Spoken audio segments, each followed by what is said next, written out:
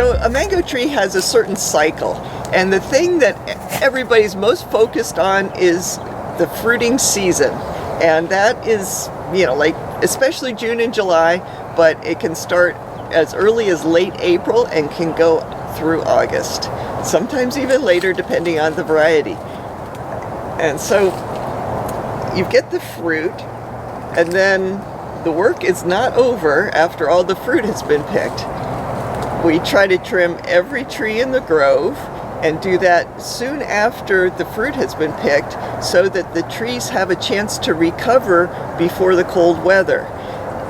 It's important to have the trees in a quiet stage and not having a growth flush in the winter because the growth flush is more susceptible to cold and all that kind of stuff. So anyway, you want your tree to be recovered, nice and quiet, then you get a cold snap, which hopefully triggers a bloom. So right now we're in the beginning of March and we have a lot of bloom and some young fruit on the trees.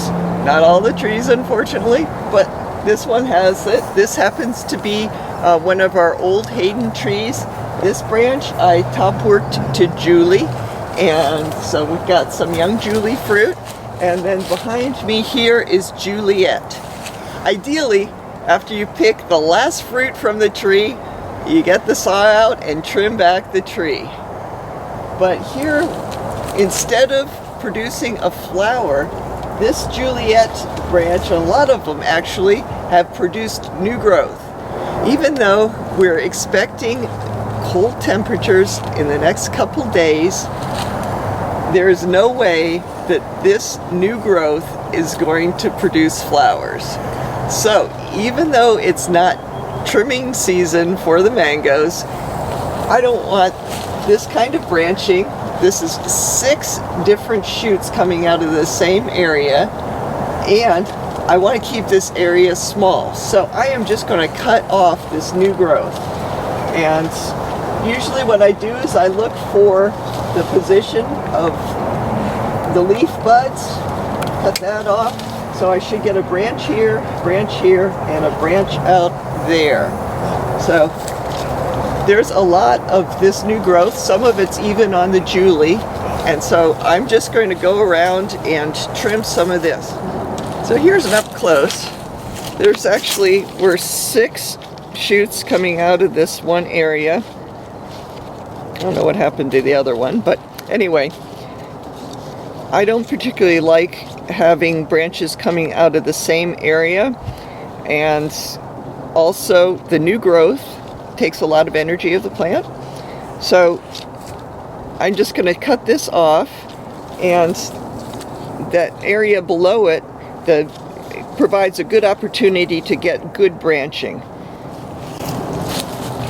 Get branches that have some space between them, and so there's a stronger structure. So also, I do not want this area of the tree to get really tall, so if I cut it back at this stage, it won't get that much taller this next season.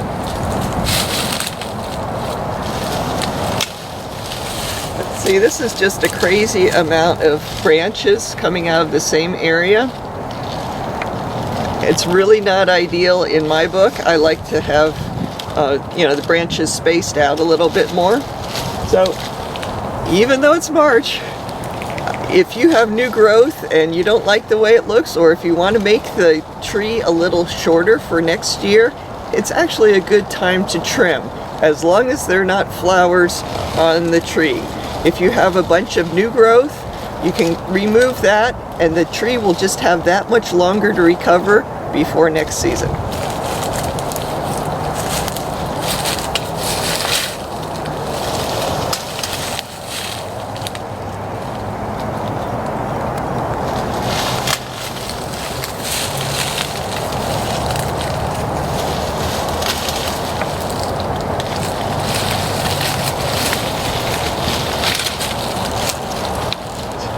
So there we are.